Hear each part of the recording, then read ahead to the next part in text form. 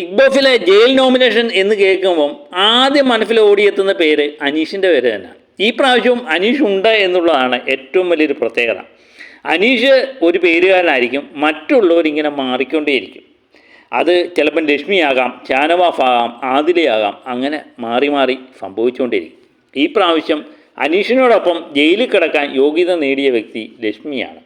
ലക്ഷ്മിയെപ്പറ്റി ഒത്തിരി കുറ്റങ്ങൾ പറയുന്നത് കേട്ടു. അതുപോലെ അനീഷിനെ പറ്റിയും കുറ്റങ്ങൾ പറയുന്നു.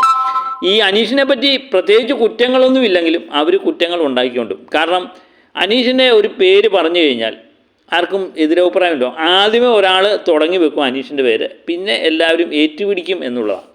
സാബു മോനുമായിട്ട് നടന്ന കോമഡർ 5 കോമഡറെ വേണം എന്ന് അനീഷ് പറഞ്ഞ കാര്യമാണ് ഏറ്റവും കൂടുതൽ ഏറ്റുപിടിച്ചിരിക്കുന്നത്.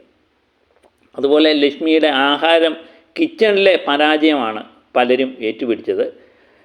എനിക്കെപ്പോഴും തോന്നിയിട്ടുണ്ട്, എന്തെങ്കിലുമൊക്കെ ചെയ്യുന്നവരെ അല്ലേ പറയാൻ പറ്റത്തുള്ളൂ. ബാക്കി എല്ലാവരും ചെയ്യുന്നത് എന്താണ്? അവരെല്ലാവരും ഏതെങ്കിലും ഒരു മൂലയ്ക്ക് മാറിയിരുന്ന് കൊതിയും നുണയും പറയുന്നു എന്നുള്ളത് മാത്രമേ ഉള്ളൂ ഇവർ ചെയ്യുന്നത്. അപ്പോൾ അതിനകത്ത് കുറ്റം കണ്ടെത്താൻ ആർക്കും കഴിയത്തില്ലല്ലോ. അതുകൊണ്ട് അനീഷിൻ്റെ പേര് പറയുന്നു എന്നുള്ളത് നമ്മൾ പലപ്പോഴും കേട്ടിട്ടില്ലേ.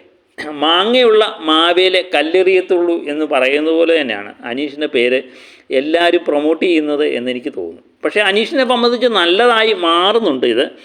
കാരണം ജയിൽ നോമിനേഷന് ജയിലിൽ കിടക്കുമ്പം കൂടുതൽ ക്യാമറ സ്പേസ് കിട്ടുന്നു, കണ്ടൻറ്റുകൾ ഉണ്ടാകുന്നു. അതൊക്കെ നല്ലത് കാര്യം തന്നെയാണ്. പക്ഷേ അത് അകത്തുള്ള മത്സരാർത്ഥികളൊന്നും മനസ്സിലാക്കുന്നില്ല എന്നുള്ളതാണ് ഏറ്റവും വലിയൊരു കഷ്ടം.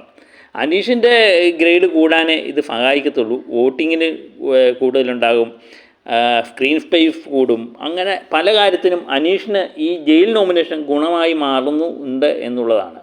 ഏതായാലും മത്സരാർത്ഥികളെ സംബന്ധിച്ച് ഒന്ന് മാറ്റിപ്പിടിക്കാമെന്ന് തോന്നുന്നു. പ്രത്യേകിച്ച് ലാലേട്ടൻ കഴിഞ്ഞ ആഴ്ച വന്ന് പറഞ്ഞതാണ്, അനീഷിനെ അല്ലാതെ വേറെ ആരെങ്കിലും ഒന്ന് മാറ്റിപ്പിടിച്ചുകൂടെ. നേരിട്ടല്ല, ഇൻഡയറക്റ്റായിട്ട് ഒന്ന് പറഞ്ഞു വെച്ചു. പക്ഷേ അവർക്ക് ഇത് മനസ്സിലായിട്ടില്ല.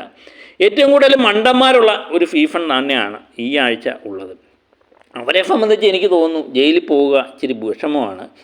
അതുമല്ല, അവർക്ക് പ്രിയപ്പെട്ടവരെ ജയിലിൽ വിടാനും അവർക്ക് വയ്യ. പിന്നെ കരച്ചിലായി പിഴിച്ചിലായി. പിന്നെ ഒരു പേര് എന്ന് പറയുന്നത് അനീഷാണ്. അത് എല്ലാ പ്രാവശ്യവും അവർ പിന്തുടരുന്നു. അത്രമാത്രം.